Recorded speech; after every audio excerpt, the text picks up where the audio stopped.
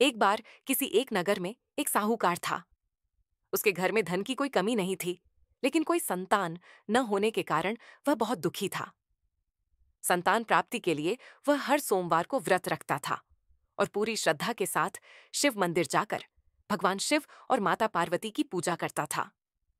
उसकी भक्ति देखकर एक दिन मां पार्वती प्रसन्न होकर भगवान शिव से साहूकार की मनोकामना पूर्ण करने का निवेदन किया। पार्वती जी के आग्रह पर भगवान शिव ने कहा कि हे पार्वती, इस संसार में हर प्राणी को उसके कर्मों का फल मिलता है और जिसके भाग्य में जो हो उसे भोगना ही बचता है। लेकिन पार्वती जी ने साहूकार की भक्ति देखकर उसकी मनोकामना पूर्ण करने की इच्छा व्यक्त की। माता पार्वती के आग्रह पर शिवजी ने साहूकार को पुत्र प्राप्ति का वरदान तो दिया, लेकिन उन्होंने बताया कि यह बालक 12 वर्ष तक ही जीवित रहेगा।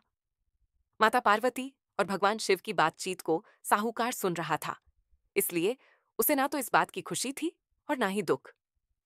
वह पहले की भांति शिवजी की पूजा करता रहा। कुछ समय के बाद साहूकार की पत्नी ने एक पुत्र को जन्म दिया।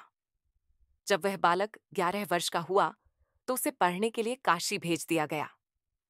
साहूकार ने पुत्र के मामा को बुलाकर उसे बहुत सारा धन देते हुए कहा कि तुम इस बालक को काशी विद्या प्राप्ति के लिए ले जाओ। तुम लोग रास्ते में यज्ञ कराते जाना और ब्राह्मणों को भोजन दक्षिणा देते हुए जाना। दोनों मामा भांजे इसी तरह यज्ञ कराते और ब्राह्मणों को दान दक्षिणा देते काशी नगरी निकल पड़े।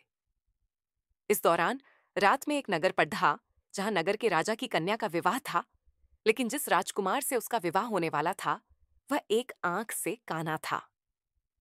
राजकुमार के पिता ने अपने पुत्र के काना होने की बात को छुपाने के लिए सोचा, क्यों ना उसने साहूकार के पुत्र को दूल्हा बनाकर राजकुमारी से विवाह करा दूं। विवाह के बाद इसको धन देकर विदा कर दूंगा और राजकुमारी को अपने नगर ले जाऊंगा।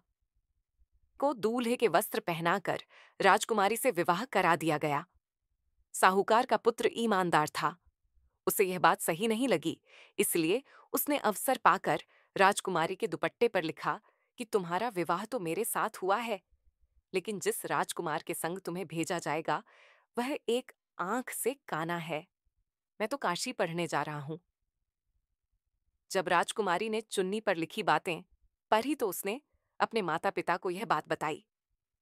राजा ने अपनी पुत्री को विदा नहीं किया, फिर बारात वापस चली गई।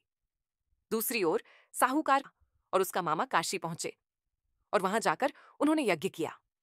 जिस दिन 12 साल का हुआ उस दिन भी यज्ञ का आयोजन था। अपने मामा से कहा कि मेरी तबीयत कुछ ठीक नहीं है। मामा ने कहा कि तुम अंदर जाकर आराम कर लो। शिवजी के वरदान के अनुसार कुछ ही देर में उस बालक के प्राण निकल गए। मृत भांजे को देख उसके मामा ने विलाप करना शुरू किया। संयोगवश उसी समय शिवजी और माता पार्वती उधर से जा रहे थे। पार्वती माता ने भोलेनाथ से कहा, स्वामी, मुझे इसके रोने के स्वर सहन नहीं हो रहा। आप इस व्यक्ति के कष्ट को अवश्य दूर करें। जब शिवजी मृत बालक के समीप गए तो वह बोले कि यह उसी साहूकार का पुत्र है जिसे मैंने 12 वर्ष की आयु का वरदान दिया था। अब इसकी आयु पूरी हो चुकी है। लेकिन मातृभाव से विभोर माता पार्वती ने कहा कि हे महादेव, आप इस बालक को और आयु देने की कृपा करें, अन्यथा इसके वियोग में इसके माता पिता भी तड़प कर मर जाएंगे। माता पार्वती के पुण्य आग्रह पर भगवान शिव ने उसको जीवित होने का वरदान दिया। शिवजी की कृपा से वह लड़का जीवित हो गया। शिक्षा पूरी करके लड़का मामा के साथ अपने नगर की ओर वापस चल दिया। दोनों चलते हुए उसी नगर में पहुंचे जहां उसका विवाह हुआ था। उस नगर में भी उन्होंने यज्ञ का आयोजन किया। ससुर ने उसे पहचान लिया और महल में ले जाकर उसकी खातिरदारी की और अपनी पुत्री को विदा किया। इधर साहूकार और उसकी पत्नी भूखे प्यासे रहकर बेटे की प्रतीक्षा कर रहे थे। उन्होंने प्रण कर रखा था कि यदि उन्हें अपने बेटे की मृत्यु का समाचार मिला तो वह भी प्राण त्याग देंगे, परंतु अपने बेटे के जीवित होने का समाचार पाकर वह बेहद प्रसन्न हुए। उसी रात भगवान शिव ने साहूकार के स्वप्न में आकर कहा, हे श्रेष्ठी, मैंने तेरे सोमवार के व्रत करने और व्रत कथा सुनने से प्रसन्न होकर तेरे पुत्र को लंबी आयु प्रदान की है। इसी प्रकार जो कोई सोमवार व्रत करता है या कथा सुनता और पढ़ता है उसके सभी दुख दूर होते हैं और सभी मनोकामनाएं पूर्ण होती हैं।